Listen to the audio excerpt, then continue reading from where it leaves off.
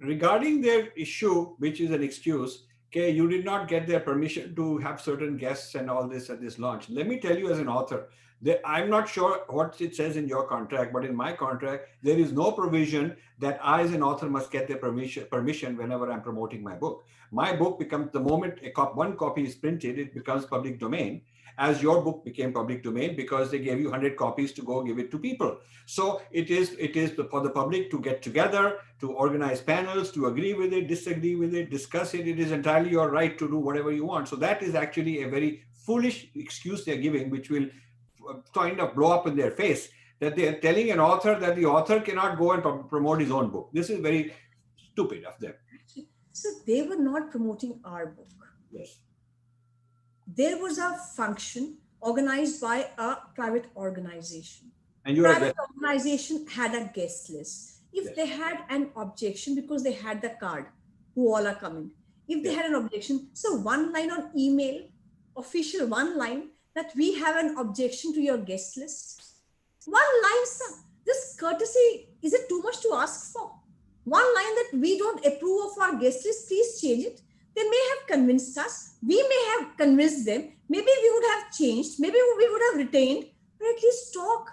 At least communicate. Because Bloomsbury India never had a problem with any launch or any guest list. It was only after a few people tweeted Bloomsbury UK that they pressurized Bloomsbury India to withdraw from the book. And I know many Bloomsbury authors in India, who are Hindu, Dharmic, and they publish their books. And many of the same people on your guest list have also been guest lists of theirs. So it's not like they can prove there's somebody so dangerous is on your guest list that they have to ban your whole book, block your whole book because of that. It's a silly excuse they gave.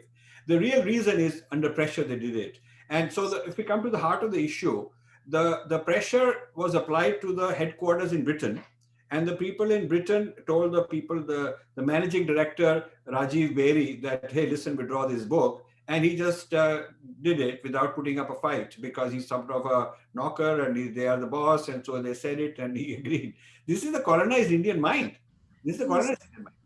Actually, so I think this minority controls the publications. Yes. They say this is a golf club.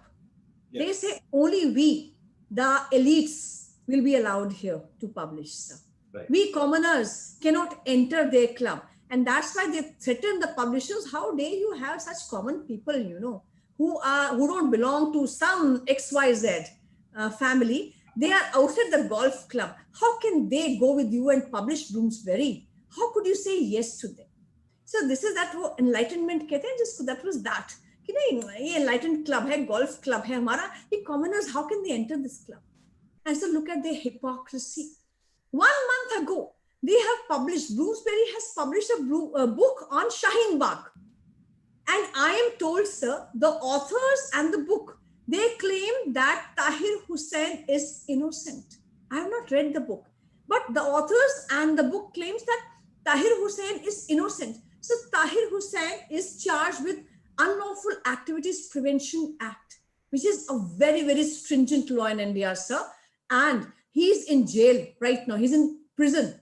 And he is charged with the death and murder of Intelligence Bureau officer Ankit Hussain, that he was brutally murdered.